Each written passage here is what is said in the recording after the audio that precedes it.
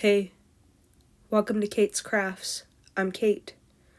Today I would like to share with you another mermaid-inspired card, but this time using Avery Elle's Scalloped Mat Die and the Merfolk from Lawn Fawn Mermaid for you.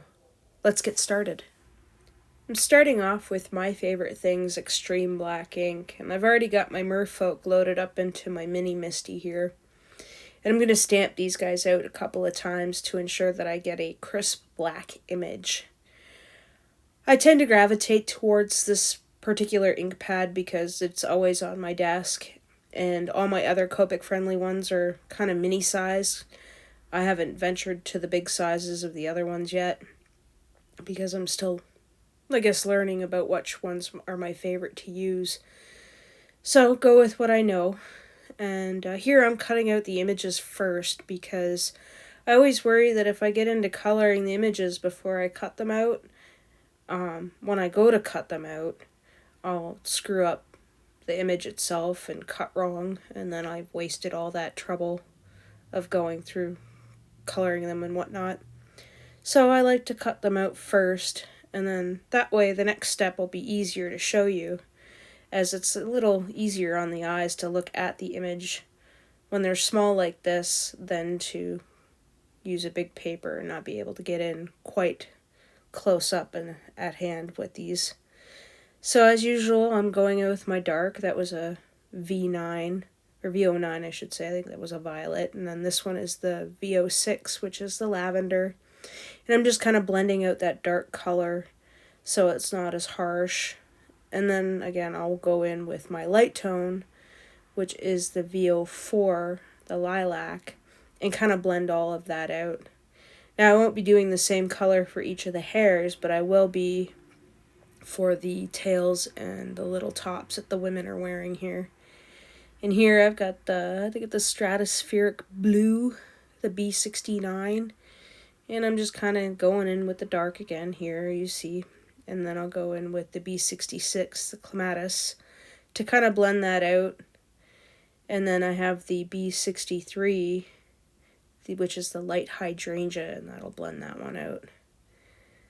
So just basically the same process.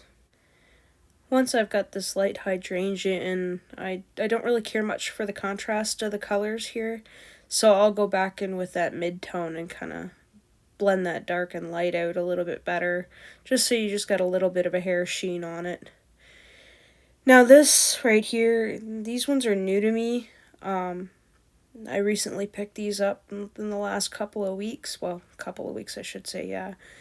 But I wasn't quite sure how I was feeling them because they were such a different color tone to work with for me. Well, not different, so to speak, but like the gap between the mid and the dark and the light, I think, was too much of a gap for my liking, so I ended up going back in with that mid-tone and dark tone to kind of get rid of that gap of the light color. I do like these pink colors, but I'm going to have to figure out how to use them. I'm more part and partial to darker colors. They're more forgiving for my liking. These light ones are going to take some time to work with. Now I'm going in with this Y17 because I'm going to go back over them with the a Glaze pen here in a little bit. But first I want to do the tails. So I'm just kind of drawing a line with that BG15, and then I'll blend that out with the BG13 now. I find these two close in color, and the contrast between the BG15 and the 11 to be quite stark. But I find that with the 13 it blends out a little bit better. But I like the BG11 and the BG10. They're both very light as well, but I don't use the BG10 in here. And here's a different color combination I haven't tried yet. I'm using the E11 Barely Beige, I think it is, and just kind of creating the shadows around the hairline and under the arms. And then I'll go back in with that E51 Milky White and kind of blend that out a little bit there. This marker's a little bit too yellow for my liking, but you know, for underwater creatures, maybe they are a little bit yellow. Kind of fishy. But anyway, this was a new blend for me. I hadn't really tried out yet. And I kind of like it. Oh, here's where I go in with that Glaze pen. I'm going to go over the tops just to kind of give them a little bit of a shininess and a little bit of dimension. It's not much, but I think once it's dry, it looks pretty neat. And then here I've got this jelly roll. It's the, whatchamacallit, the Stardust pen. So I'm just going to draw like little U shapes for like the little, what do you call them, scales on the mermaid folk fins, just to kind of give it a little interest. You're not going to really be able to see it once I zoom out, but it's still pretty neat. And I do like this Wink of Stella brush. If you happen to find one, get it if you don't have it. This is the total game changer for me, as it's nice and fun to play with, and it's like a watercolor. And I'm sure some of you have already used them before, but I rather like this. Just the shine and the sparkle that it gives, and I like putting it in the hair because it almost makes it look a little bit more magical. Here I got a little bit too much in the hair, and you can kind of see how it moves in with this high speed that I've got the video playback at. But it's the same when you get it in low speed or real life. It's just really pretty. I think I have a black one too. I want to eventually get other colors in this stuff once Christmas rolls around, because I think these would be fun to make Christmas cards with. Here I've just got some 65-pound, I believe it's Recollections brand cardstock, and it's part of a blue set that I had. I'm going to go around the edges with this chipped sapphire. I'm not being too fussy about this. I just want the edges to be dark, because once this dries up, it'll lighten a little bit, and it'll look pretty neat. But you don't want to take it all the way into the center, because I'm going to go into the center with that Mowed Lawn to kind of give it a underwater fishy look, I guess you could say. So I'm just bringing this chipped sapphire in and around the edges here just to kind of darken them up, and bringing it up just a little bit, not too far. Like I said, I don't want to fill up the whole space, but I do want the edges darkened enough that you could see the difference in the contrast between the two blues. So once I'm happy with that, I will put that aside, and then I'll start off with this. Now, my Mowed Lawn is quite juicy, so I kind of probably didn't need to be such a heavy hand with this, but it'll dry up, and it'll lighten just a little bit, which will be nice. So it doesn't look like much now, but when you pull it apart like that, and you've got that lighter blue kind of contrasting with the green and then the dark blue, it looks rather neat. So here I'm going to take some Avery Elle clear shimmer spray and give it a good shake, and I'm just going to spritz all over that just to kind of give it that magically mermaidy kind of feel to it. And then here I've got some liquid Stardust by Lawn Fawn that I'm going to just kind of splatter all over the place. It kind of gives it a little bit of a contrasting shimmer to it, I guess. This is probably the umpteenth card that I've made with this die so far, because I just recently got this die a couple of days ago, and as soon as I got it, it was like, oh, where have you been all my life? I absolutely love this for mermaid cards. And I actually have a special paper that I've been kind of hoarding, not really using as much.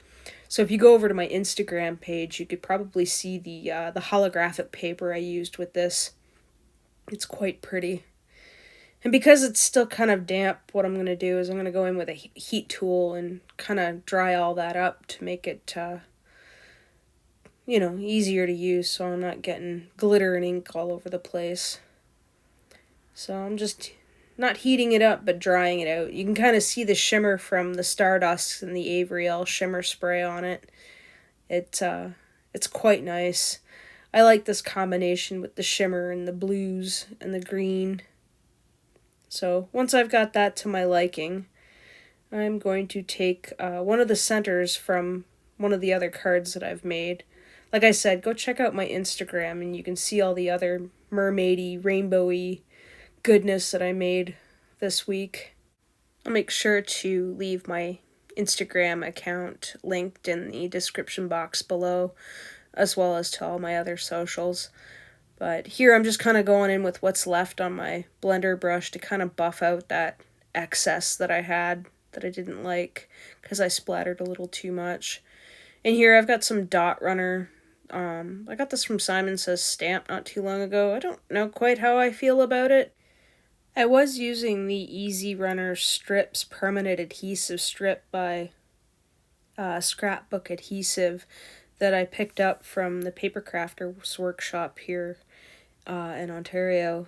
But I kind of ran out of it. I gotta get at their website and place another order for some more because that stuff is super handy. I mean, it's expensive, but it makes mass producing cards that much more easier instead of having to cut and tape stuff down when I'm if I'm using score tape or something like that.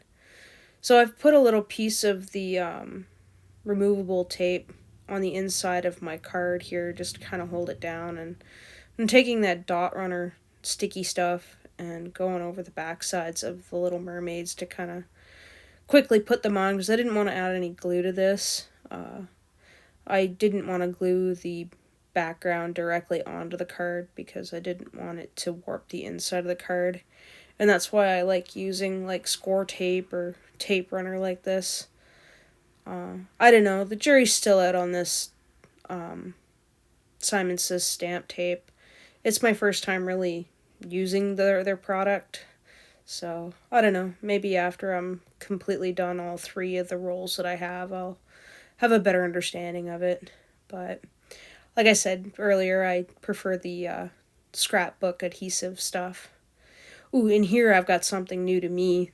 These Nuvo Drops, the Morning Dew. I highly recommend these. I was using the Ranger's Glossy Accents, but I didn't really like the way they finished on some cardstock. But the way this stuff finishes, it's next level. So if you happen to come across this stuff, if you don't have it yet, or haven't tried it, I highly recommend this one over the other one that I've used. I've used this one now, and the Stickles and the Glossy Accents by Ranger. The Stickles are alright. I prefer to use the Wink of Stella, but for Glossy Accents and a clear, the way this stuff dries on the holographic paper, again, go check out my Instagram so you could see the holographic paper in action.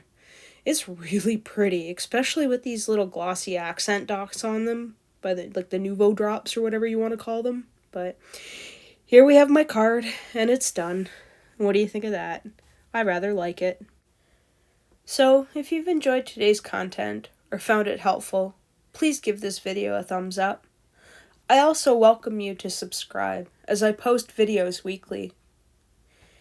Here's another video I think you might enjoy. Thanks for hanging out with me today. Take care.